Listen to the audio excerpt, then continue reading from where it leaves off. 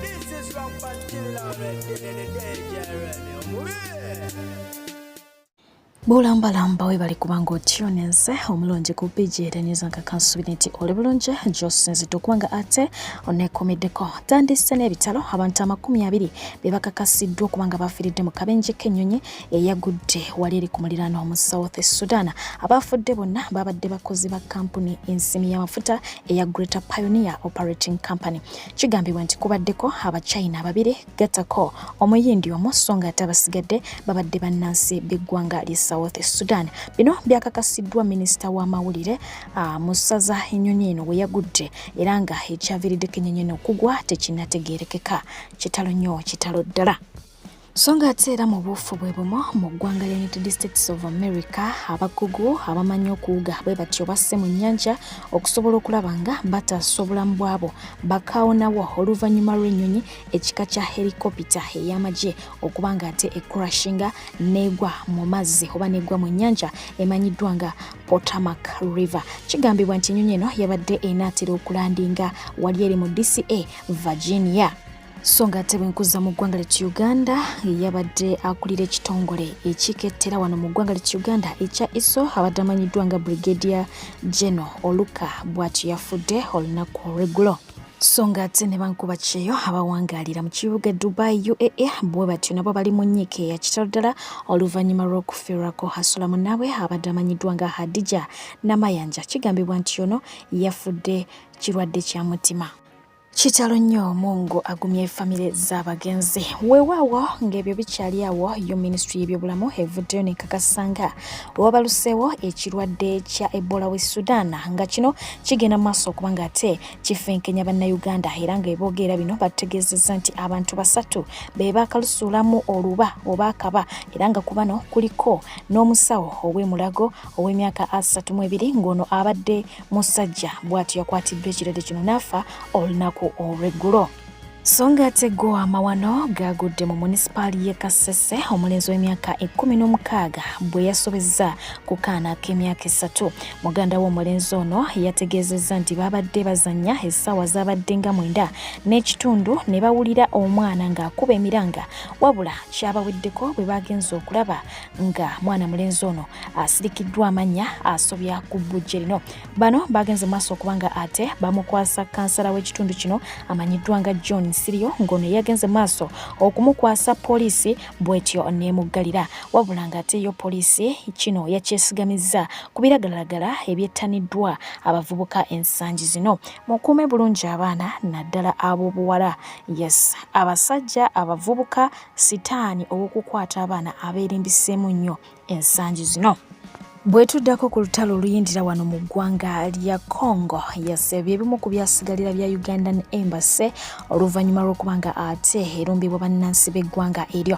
Weewaawo ye pulezidenti w'eggwanga ly'e Rwanda Paul Kagame asuubiza okuba nga ate asesebbula eggwanga lyonna lyonna erinaagezaako okuba nga ate limweŋŋanga oba okutiisatiisa eggye lye. Kagame bino abyogedde nga ayanukula pulezidenti w'eggwanga lya South Africa ku bigambibwa nti amagye g'e Rwanda gassa abajasi ba South Africa awerako ddala 13 e Congo abayeekera ba M23 bwe babadde bawamba ekibuga Goma. Kagame agamba nti newankubadde ayagala nnyo okukuuma emirembe tagenda kugumiikiriza bujoozi bwa kika kyonna. South Africa y'emu ku nsi ezasindika amagye e Congo okukuuma emirembe.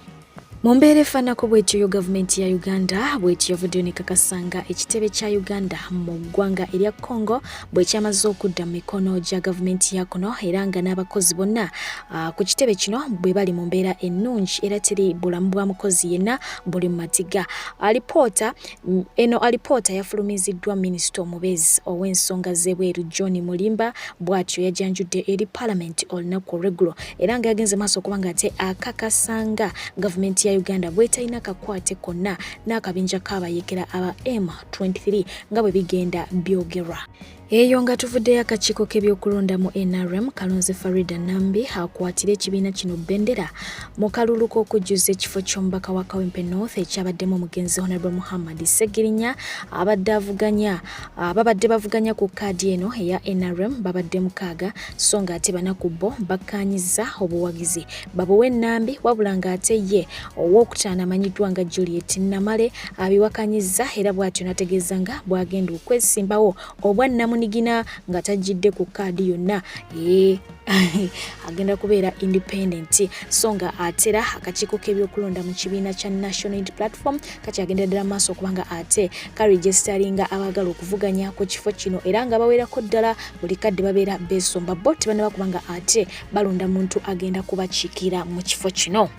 Naye ng'ate ye gwe bateekateeka okubanga baddira mu bigere ennyumba ye ey'oluberera egenda mu maaso okubanga ate eyooyootwa era nga batandise dde okubanga bagikolako. Weewaawo ku mukutu ogwa TikTok waliwo ebifaananyi ebyali bibungeesebwa nga bagamba nti yentaana y'omugenzi wabula nga bambi eno yentaana entuufu bagikolako bukozi eri eyali eteereddwawo yali si yiye yali ya mugenzi mulala yali mu kayumba bweti era nga yagoyinga so viral oba okitegedde so asigale nga awumudde mirembe okutuusa lwe tulisisinkana nateera.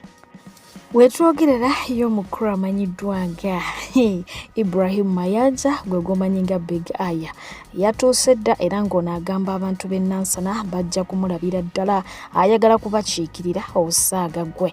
Naye nga ye omukulu amanyiddwa nga Jeno Muhoozi Kainerugaba yavuddeyo bw'atyo n'ategeeza nga omukulu amanyiddwa nga Honorable Ssemujjunganda bw'ateekwa okufa kubanga talina mugaso ku nsi okusinziira ku mukutu gwe ogwa X bw'atyo bwe yategeezezza. Era ono yagenze maaso okubanga ate amulabula nti singa avaayo mu paalamenti n'abaako kyonna kyamwogerako banaayisa erinnya lye mu kamwa talina kukyerabira nti yakulira eggye ly'eggwanga ly'e Uganda nti famire ye yonna barelativu bonna ajja kubateeka under arrest. So nga ate y'omukulembeze w'eggwanga lya America omweja Donald Trump ayongedde okubanga ate ebintu abifuulira ddala ebikakali era nga omuwendo gw'abo abageetinze oba abageetinga deported from America gwo gweyongedde. Wenjogera yasazeewo okubanga ate kakati nti agenda kukwata abaana b'abantu abo batalina mpapula mu masomero. Omwana we banaamala omukwata ajja kubanga ate abatwala ewaka ewaabwe olwo balabe omuzadde alina ebipapula ebimukkiriza okubeera mu nsi eyo oba nedda. Bw'anaaba tabirina olwo nno babakwate ku nkoona bonna okuviira ddala ku mwana ne bazadde be oba ne mukadde we. Ate nga yabategeezezza nti ne mu kyaki agenda kubalumbayo kwegamba mu bifo ebyo ewakuŋŋaanira abangi gy'agenda okubanga ate akola ki abayiggira naye ng'agenda bakwatira ku baana kuba yakizudde nti abasinga obungi bandibanga mbu beekweseemukko. So nga ate yo Ministry y'amazzi n'obutonde bw'ensi eraze obwennyamivu olw'Abannayuganda okulemererwa okukuuma entobazi n'okuzikozesa obulungi ekirabisa okuleetawo enkyukakyuka mu mbeera y'obudde. Ministry weeviiriddeyo okwogera bino ng'ebulambale amawanga gonna okujaguza olunaku lw'entobazi kyokka nga Uganda ekyafuna okusoomoozebwa kw'okwonoona entobazi omuli okuzisaawa wamu n'abantu okuzisengamu. Nga bwe gwafuuka omugano mu basajja abasinga obungi okuzaala abaana ne batatwala buvunaanyizibwa bwabwe bwakulabira wamu n'okusomesa ng'ebula ennaku mbale abaana badde ku ssomero. Omukyala amanyiddwa nga Florence Nampijja asinzidde ku mpewo za BBS Telefina wasinzira okuweereza eggwanga n'akoowola abaami bonna abazaala abaana mu bakyala ab'enjawulo wabula ate ne beesuulirayo gwa nagamba ku ky'okuweera n'okulabirira tibagende mu maaso okubanga ate bakwasaganya obuvunaanyizibwa bwabwe. Musasulira abana school fees. Kale bwe muba mwapatinga weyiziga mwayawukana. Naye omwana waaliya anywa yeebaka. Bayinza okubanga ebyokulya bye tebabikusaba, ebyokunywa bye, ebyensula ye nga tewali kye bakusaba, tomanyi mwana bw'ayambala, tomanyi bw'alwala abeera atya, naye nga bakusaba school fees ye kamuweeyo. Kale omwana wo naye mu bulamu bwe bamugambe nti taatawo yakusasulira school fees naye kibi nnyo kuba kitaatawo tekyaliwo nga wafuuka na kitaata. Banange musasulira abaana school fees nammwe mulimba. So nga ate wuno omuzadde aliridde obuwuka ku geeti y'essomero oluvannyuma lw'okumugobya omwana we nga bagamba nti obubonero bwe yafunye bo tebabutwala ku ssomero lino ate nga lya gavumenti. Byo byafuna mmeka ebigoba omwana byo byafuna mmeka byo byera byagala points meka ze byagerera abaana ku government school bane government yetuyambe nze nange siina we mujjide ku private muleete no ku government school kitegeeza mba siina nsanzemu abasajja babiri Uganda simayambu ezo points 25 tetuzitwala koma nnyo kasomero lya otambudde obwoya ne bukugwa ne kontumbwe ng'onoonya mirimu ofereddwa abafere bangi toddamu ku magambo ga kankwanjulira Molden International Labour Consultants be bakugu abaakakasibwa okutwala bannayuganda emitala w'amayanja mu nsi nga Qatar, Saudi Arabia, Jordan, Kuwait, UAE, Bahrain era nga bano bakutuusako emirimu omuli security, waiters and waitresses, maids, cleaners wamu ne baristas basange wali eri ennamuŋŋoona oba bakubire ku nnamba zaabwe ez'essimu 074 738 21 oba 0772 83 00 oba 0787 95 23 29 beebokka abagenda okusangula ennaku ku mutima gwo beba Molden, shipping life into a unified destiny. In Uganda there is a bad habit. People borrow money, they don't want to pay it back. Once you have borrowed, you must do what? You must pay. Twajirwa zi okeroni mama bakuwesa tukumacha webuzibira bagaluzzeeyo musanvu. Anyways, halina koraliro baby girl manyitwanga Irene Tale ajaguza amazaalibwa ge, so tumwagalize birthday ennungi naye nga yena mmere Justin olunaku olwaliro alukutibwa ati agambye nti 1 year ago my tall handsome chocolate married his heavily pregnant girlfriend. A year later I am a happy, fulfilled, grateful wife. After a long day of work, hustle, serving my present and fighting for the voiceless, I ran home to the loving arms of my prince, my darling husband. Alhamdulillah, happy first wedding anniversary, my soul mate Hamza Kennedy Nsubuga. Bebatyo bawezezza omwaka mulamba mu bufumbo obutuguvu era ng'emikolo gino tulaga nti gyaliwo ng'ali lubutira ffenna twagiraba kyo kituufu bwe kyali. Weewaawo alina bw'ayogedde naga nti ng'amaze okuhasolinga okuweereza pulezidenti we okulwanira abatalina ddoboozi. Addayo omwami we n'amubudabda era nga munnanga olunaku olwaliro alabikiddeko mu katambi akamu ng'alina bagenda maaso okuba nga ate akandakanda oluvannyuma lw'okusiba abaana oba abavubuka abamu ate ne babasaba ensimbi empitirivu oba ne basaba famire zaabwe ensimbi empitirivu baba baagala kukola ki kuteebwa. Saba mu masakoli na mu plotiki abaana bali ku polisi bakaaba wasabye famire z'abaana miliyoni 7 olyoka bate. Isn't that the idiot? Isn't he the one? Who the hell do you think you are? Mama, senior president Someone was a one in Uganda. Usaboteke kitima mu lukiiko. Nana tata ateka kitima mu bana. Tata ateka kitima mu bana. Abana kulwasha bayisanga batata. Do you think you are more of a human being than those poor people? Do you think you are more of a human being than these poor children? What kind of person are you? What will your man not make?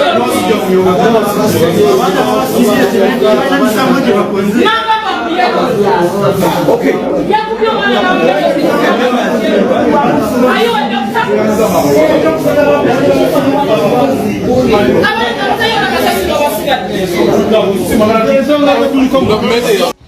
Omukulu amanyiddwa nga Bebe Cool naye bw'atyo yeegasse ku abo abangi abavuddeyo kubanga ate bakoola namungi w'omuntu agende awagire APAS oba okiwulidde. Yes, ku Serena Hotel ennaku z'omwezi nga 3 mu lunaku lwankya naye nga ye omukyala amanyiddwa nga Happy Powers bw'atyo avuddeyo n'enzirusi olunaku olwaliro. Abaana bagamba ssente muzijja wa you people, where do you get it the money? Ffe gye tutaziraba. Ye omukyala amanyiddwa nga Catherine Kusaasira yavuddeyo kwogera ku kivulu kye ne bamubuuza oba asobola okutegekayo ekivulu e Lugogo. First of all yabagambye Lugogo talinawo kilaasi ye awo bo abasasula gumu kitundu 2 ezo si kilaasi ze.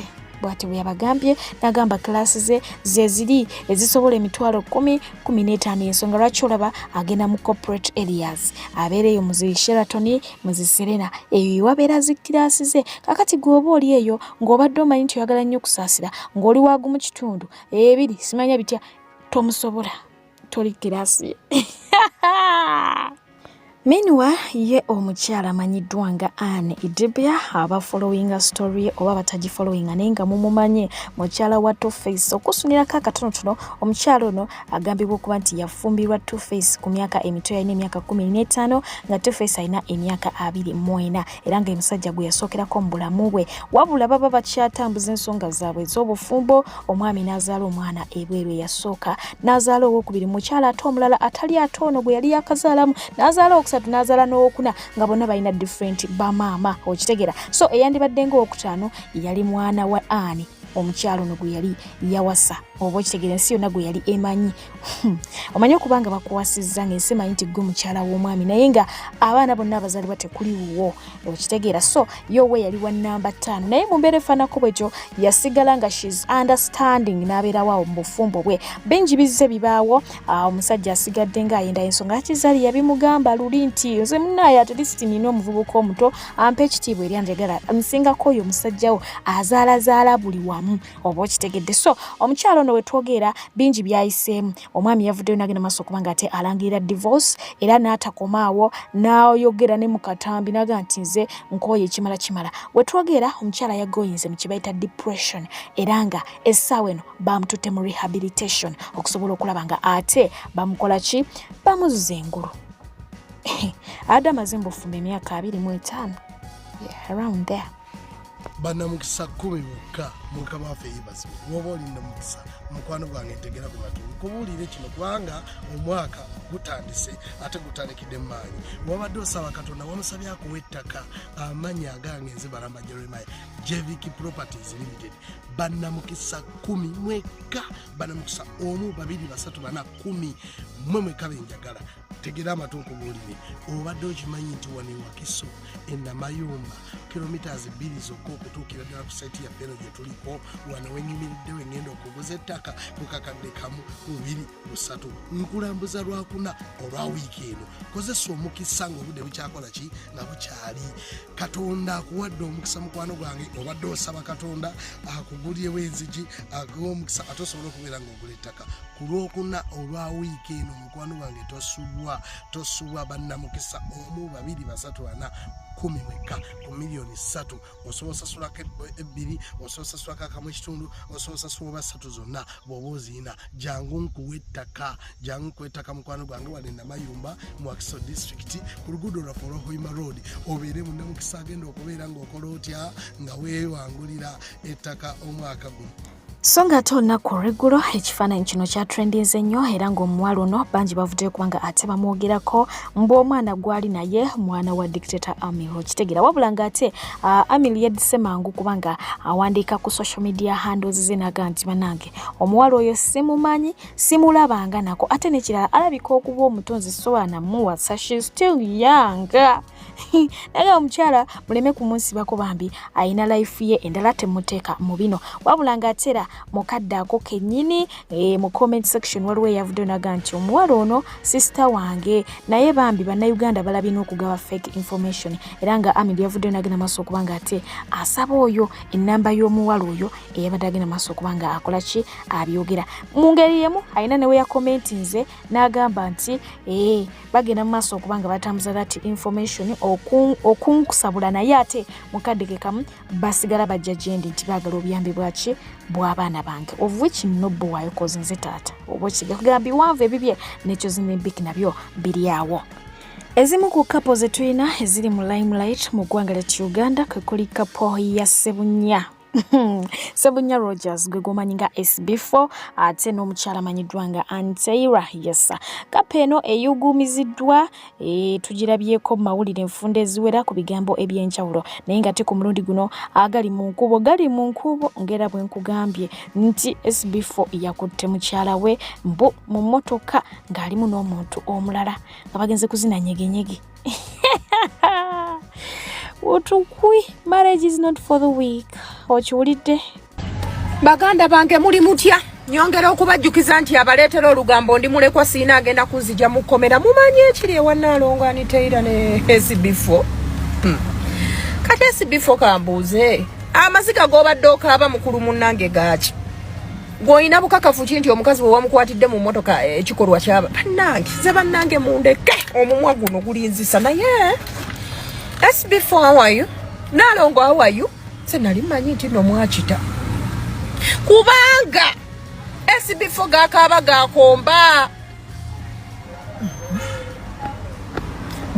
gakomba bantu bange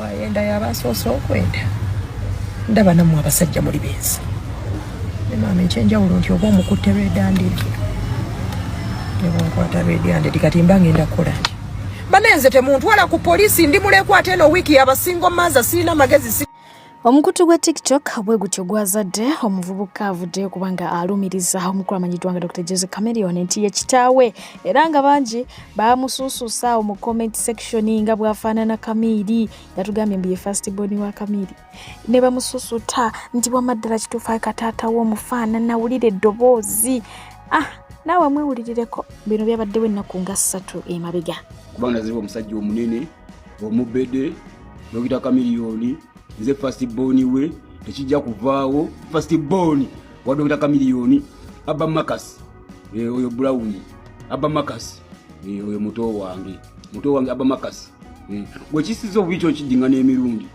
nti Abba Makasi muganda wange Dr. Chameleon muzeyi tata Pasipalaso muzeyi tato muzeyi Ruzo ara mwamulabisa kuyagwamu n'abakuba sikyagenda na mukibala akuba mami wango nonsonyiwa naye mmwe family yafe mwana ekubamu kibala nange yatati mukiraba wadde munzolera nina mujja batati nganjirina kubanga eva mukika tati eva mukika manja family tuli banenemu tuli babedemu namanyi mugalaba ngamanyi manjimu wamma batuwagala temuzikiza nange Dr. Sada sigenda bamenya mitima sigenda kuzikiza tulina okushininga pagalasi kuno gwaba nene toli mubede tutulamu nga toli mubede tutulamu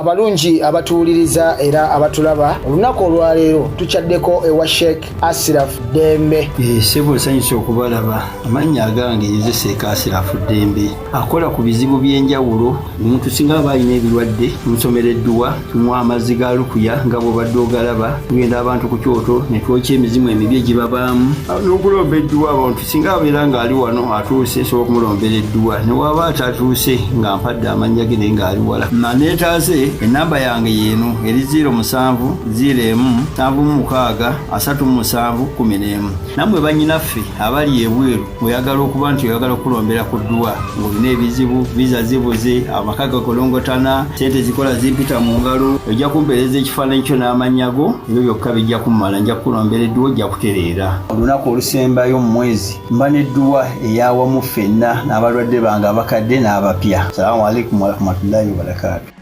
Abazadde kambanjulire Ibn Ryan Junior School somero lya Dene Boarding ate nga ly'abawala n'abalenzi liri ku musingi gwa Buyisiraamu wabula nga baaniriza enzikiriza zonna balina abasomesa abatendeke abaabangulwa okulera wamu n'okusomesa abaana balina school van ezireeta abaana abava ewaka ate nga balina ebisulo ebiyoyofu ebibiyonjo okukamala gattako ne bametron abamanyi okulabirira abaana basomesa ebintu eby'enjawulo omuli okuwuga okusamba omupiira okusuna ennanga najita ate nga n'aba scout tebabeera biddeyo bano basangibwa wali Mayabukomi kilomita 14 okuva ku luguudo lw'e Kampala okudda e Masaka ate nga registration agenda maaso abeetaaze bakubire ku namba zaabwe z'essimu 0729494922 oba 0704250000 oba 0774250000 beboka abajjo kubangula omwana wo nga lwaki nedda nyongera okujjukiza nti ka airport pickup we kali nnyonyi ntalo mulungi akeetaze nze mwennyini kabwejumbira nze nkukwatamu jangu berenga ate ompagirako naye nga ngenda kukusiibuza mwana mulenzi amanyiddwa nga Womal Kiseka jjukira nti ono mu byobufuzi ayinayo waagwa era nga bingi byazze ayogerako mu ggwanga lya Uganda so ngenda kubanga mukusiibuza ayogera ku lutalo lw'e Congo okuweereza mbadde pije we bali kubeera mulabi mulungi lwaki nedda atakuumira mpeera sigala nga akonkomedde nange gye ndi ankuume mbeere bulungi mweraba. Breaking news ennaku zino mbadde nsiriseemu naye nga sisirise nti lwakuba mbadde siri mu nsonga zino. Mbadde ndi mu kumonitaringa Congo ne Rwanda, M23, South Africa, nga ndi mu kubigattagatta. Waliwo ekitage ekigenda mu maaso, mpuliriza bulungi. M23 yalumba Goma negiwamba. Congo naffe katukulumbe uwo e Rwanda. Ne battirayo amagye ga Sadaka oba amagye ga South Africa. Abajasi 10 na bameka 13. Aba South Africa ne bagamba ekikwatagana ku musayi gw'abaana baffe. Naffe katuzisitule. Basitudde enyonyi n'ebyokulwanyisa ne babiyingiza wa Congo. Jukira amagye ga Sadaka gabadde Congo nga tegaliyo kulwana wabula galiyo kukuuma mirembe. Naye babattidde abajasi baabwe era ku guno omulundi bagenzeyo na byakulwanyisa wali eri babadde tebalaga nti bali equipped n'ebyokulwanyisa. Mpuliriza bulungi. Kagame yavuddeyo n'akanga kangani Lwamaposa n'amuyita omulimba ne Lwamaposa n'ateekawo embeera eraga nti ekikwatagana ku musaayi gw'Abaganda baffe e South Africa tetujja kusirika busirisi ko Kagame kireete bring it. Mpuliriza bulungi. Museveni asirise tanyega ngate tukimanyi bulungi nti Kagame mbwa ya Museveni chechi musirisa mu lutalo luno. Ekisirisa Museveni akimanyi muvundu. Embeera eyo ne bagimuleeterako ewuwe. Ali awo atunula yeeraliikirira okugimuleeterako ewuwe. Mpuliriza bulungi nnyo. Kagame tasobola lutalo olwo. Era olutalo okulubeeramu nga wamaanyi muuko alina okubaakingibwa Uganda n'abazungu. Naye abazungu, mpuliriza bulungi, abazungu interests zaabwe bano baali bazivaako nga bazikwasa mu Russia. Owulira kati tosuubira nti omuzungu agenda baakinga Kagame ne Museveni. Mpuliriza bulungi. Saawa zino Museveni yatidde. Yensonga lwaki Kagame ayogera Museveni gwe tumumanyi nga akalediyo atasirika. Yeri asirise alinga ataliiwo. Bawoza Uganda Congo, Rwanda Congo, Uganda Museveni asirise. Chechi musirisa akimanyi uwe muvundu. Banansi tebamwagala. Banansi okufuna obufunyi kukakisa. Akamuyiri by'emisinde alaba bakakozesa bukozesa. Mpuliriza bulungi. Ekigenda maaso mu lutalo luno. Kubanga Kagame tasobola wangula Congo. Eyo shuwa. Kubanga ekisooka amawulire gonna bavumirira muvumirire nti ya sponsoring abantu abatugumbula ki abantu e Congo. Ako ke kasooka media tajiina. Ne wankubadde bo Abanyarwanda bayinamu ennaku zino boogeramu ku luzungu. Osegera kati muffe abali ku social media obogero oluzungu olutali Lufalansa wano batulaga nti media balinga bagikola ki naye nga teri ku side yaabwe.